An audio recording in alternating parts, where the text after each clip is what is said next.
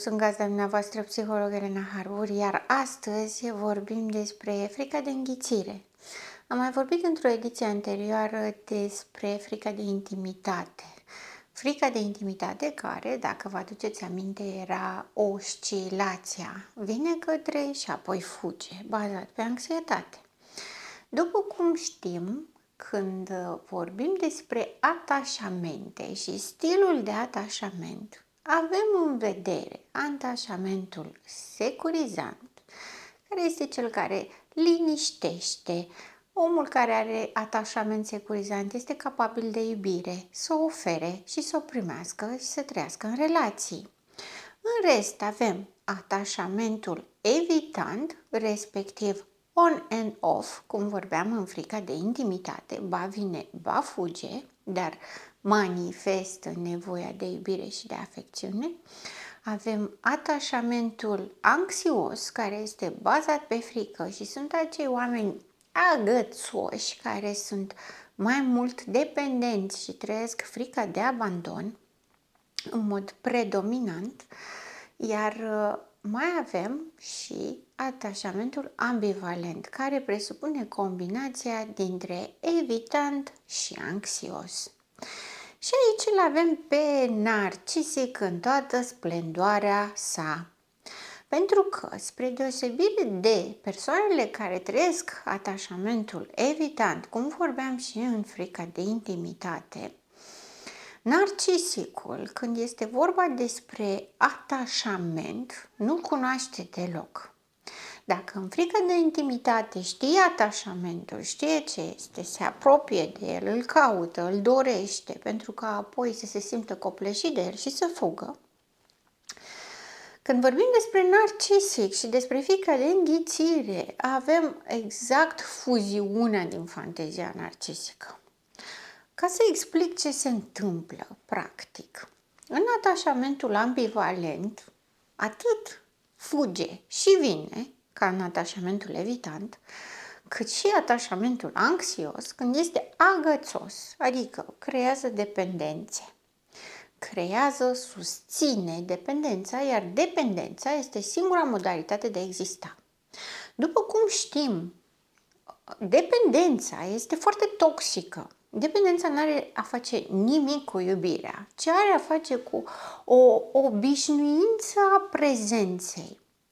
Regăsim la narcisic această obișnuință a prezenței, cum discutam și în edițiile anterioare.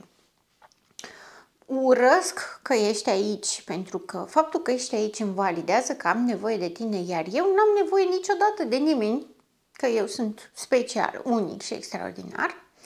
Pe de altă parte, am nevoie de tine să fii aici ca să-mi validezi grandiozitatea, pentru că cineva trebuie să o valideze.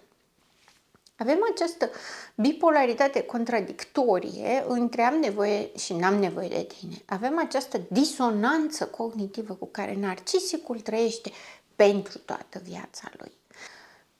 Narcisicul își dorește iubirea, dar își dorește iubirea ideatică, pentru că, nefiind capabil să o simtă și el știe acest lucru, o substituie cu dependența și cu fuziunea. Pentru un narcisic, singura posibilitate de a iubi pe cineva este să fuzionezi. Nu există altceva.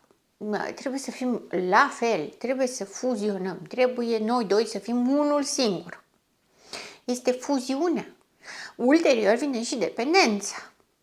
Sunt obișnuit să fii aici. Sunt obișnuit să te abuzez.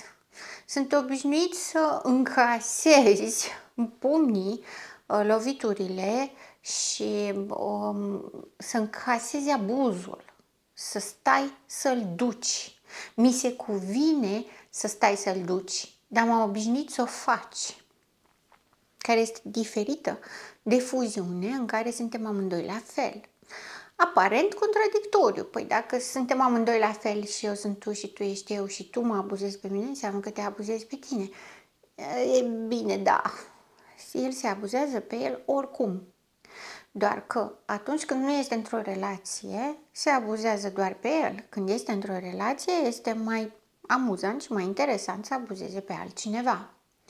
Pentru că, pentru un narcisic, iubirea înseamnă abuz, durere, respingere, excludere, umilire, jignire, denigrare.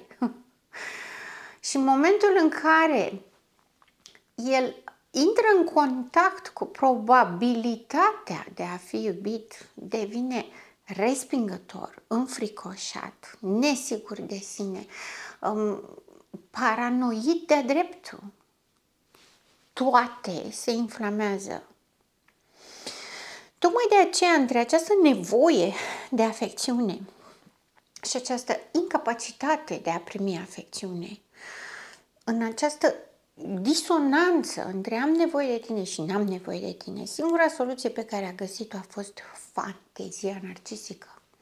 Fantezia iubirii totale, absolute, necondiționate, iubirea ideatică, iubirea idilică. Este o fantezie, este un basm.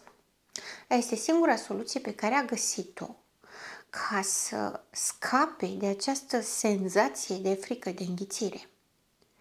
Pentru narcisic, relația și atașamentul este dispariție, durere, umilință, jignire, captivitate.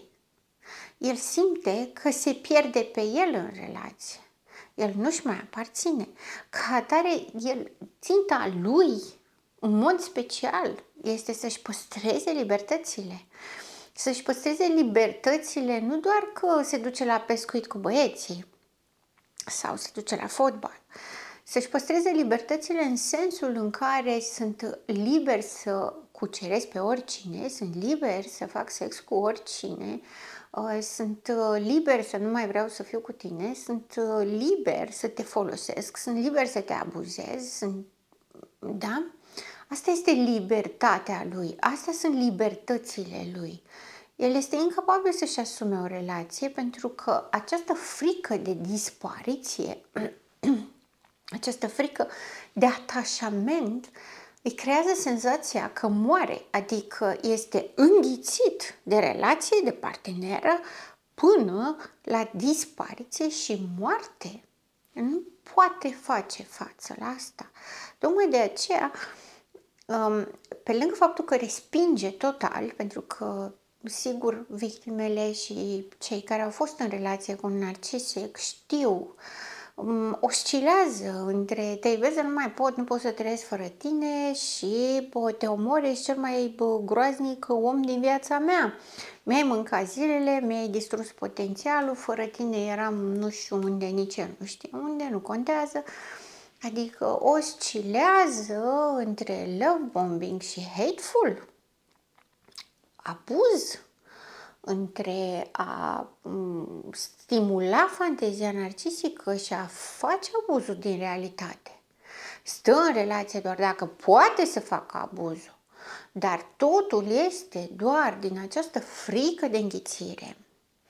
Frica de înghițire este frica de dispariție, această topire prin intermediul relației, adică eu fuzionez cu tine, eu dau ție ce am eu, tu îmi dai mie ce ai tu.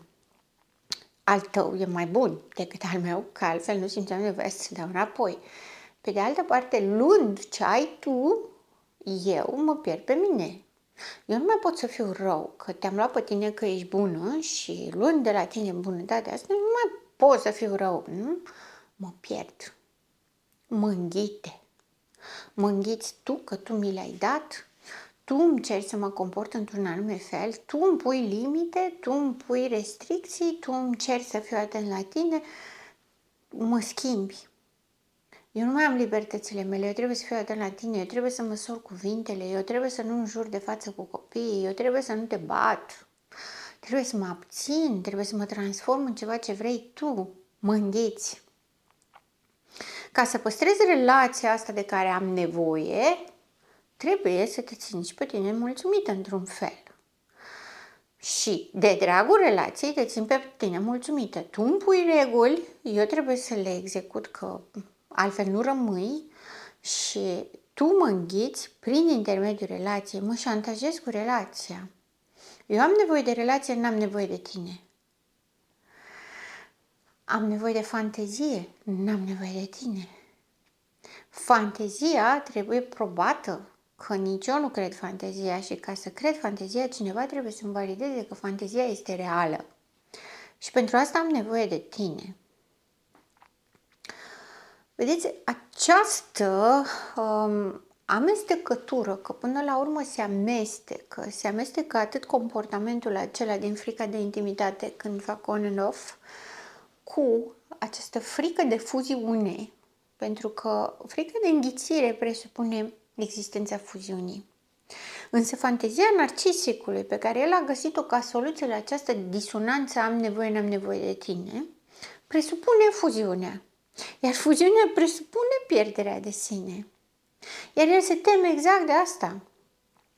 Creează fantezia ca soluție, o pune în aplicare, intră în fuziune cu victima sa, a fuzionat, îi place, preia controlul, face abuzul, face de toate și pe urmă se trezește. Nu se trezește cum ne așteptăm noi, că și-a dat seama ce a făcut, că n-a fost bine, că așa și are mustrări de conștiință. Nu! Se trezește că de ceva timp este în relație cu tine. Se trezește că de ceva timp respectă niște reguli. De ceva timp tu să lășluiești prin viața lui. Și zice, hopa, asta e așa, ce se întâmplă aici? Și acolo se rupe. E prea mult pentru el. Își dă seama că este într-o relație, își dă seama că are responsabilități, nu că le simte sau vrea să le facă, ci că îi se cer. Îi se cere să se comporte într-un anume fel, îi se explică că e normal să fie altfel, îi se atrage atenția că nu, abuzul nu este ok, îi se pune în perspectivă pierderea relației dacă va mai continua cu abuzul și cu comportamentele de genul ăsta. Și aia este trezirea. Trezirea la care el se grăbește să iasă din fuziune și se reactivează această frică de înghițire și apare denigrarea, respingerea victimei și înlăturarea ei ca să se întoarcă la reîndrăgostire. Narcisicul nu trăiește pentru relație. Narcisicul nu vrea să fie iubit. Narcisicul nu vrea să-și facă o familie. Narcisicul trăiește ca să se reîndrăgostească, să se reîntuziasmeze de fiecare dată, să fuzioneze din nou, ca să se trezească din nou și să rupă tot din nou și să abuzeze din nou și să renunțe din nou. Pentru asta trăiește.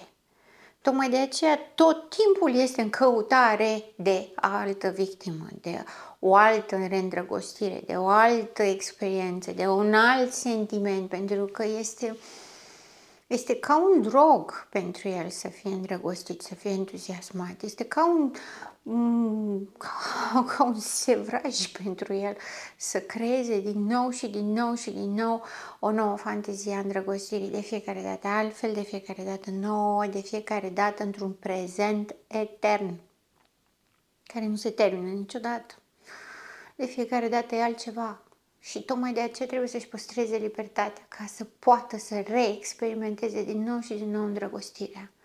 Nu se potrivește înghițirea cu noutatea. Nu se potrivește pierderea de sine și moartea cu atașamentul și cu nevoia de a construi ceva. Narcisicul nu construiește nimic. Nu-i trebuie, nu-l interesează. El vrea doar să aibă senzații noi, mai tari, mai interesante, să-i se inunde creierul de endorfine. Atât. Nimic altceva. Am vrut de mai mult timp să abordez această frică de înghițire și frica de intimitate, pentru că de multe ori mă întâlnesc cu persoane care spun am putea fi mai atașați sau mi-aș dori să fim mai apropiați, dar de fiecare dată când mă apropie fuge. Nu știu ce să fac, pentru că atunci când mă întâlnesc, îmi ia mințile, mă zăpăcește, pentru că ulterior, după ce am petrecut, nu știu, un weekend minunat împreună, să se schimbe, să devină un alt om, să fie respingător, să plece și să nu mai aud de vreo 3 luni de zile și după aia să apară din nou. Și tot lucrul ăsta se întâmplă periodic. Că mai vine la pachet și faptul că află că în cele 3 luni de zile au mai fost și alte persoane care au trăit aceeași experiență. Asta este cumva de la sine înțeles, pentru că frica de înghițire merge mână-mână și cu frica de singurătate. Nu poate să trăiască și cu niciuna. Narcisicul nu poate trăi singur. Pentru că în absența unei persoane pe care să o abuzeze, să o hărțuiască, să-i planteze toate nemulțumirile, toată suferința, tot, să-i le dea altcuiva, el nu poate trăi cu ele. Nu poate să se uite la el așa. Nu poate să se suporte așa. Tocmai de aceea, de multe ori, pe victime le acuză că sunt proaste, că sunt fraiere, că tolerează așa ceva. E vina ta că accepti lucrurile astea. Dacă le accepti, este normal să le primești. Ceea ce este tot o proiecție, ceea ce este tot ceea ce simte despre el, însă mi-aș dori ca genul acesta de comportamente să fie identificate exact așa cum sunt ele, pentru că persoana care are frica de înghițire sau persoana care are frica de intimitate manifestă acest lucru încă de la început. Timiditatea, evitarea, venitul, plecatul, această rupere a timpului, înghețarea timpului în care dispare pentru nu știu câte luni și când se întoarce totul este exact și fix la fel ca înainte și ignoră tot ce s-a întâmplat între timp, aceste ruperi care demonstrează eternul prezent, incapacitatea de asumare, incapacitatea de a avea încredere, o incapacitate de a gestiona relația în mod corect, de a comunica, de a împărtăși. Lucrurile astea sunt evidente de la început. Și acesta este și motivul pentru care mi-am dorit să abordez aceste subiecte în mod special, dincolo de clasificările tulburărilor de personalitate. Aceste manifestări, când apar, clar este ceva în spate. Mai puțin contează dacă este narcisism, histrionism, compulsiv sau mai știu ce. Nu contează. Contează faptul că aceste patternuri, existând la vârstă de adult, într-o manifestare dintr-o presupusă probabilitate de relație, este mai mult decât evident încotro se prescrie viitorul relației. Nu putem avea gândire magică, nu putem să sperăm și să visăm în lucruri utopice, bazându-ne pe negarea realității. Dacă facem asta, este responsabilitatea noastră pentru ceea ce trăim și consimțim la abuz, consimțim la suferință și niciun vis nu merită atâta suferință. Sunt gazda dumneavoastră, psiholog Elena Harbur, și până data viitoare, rămâneți în echilibru.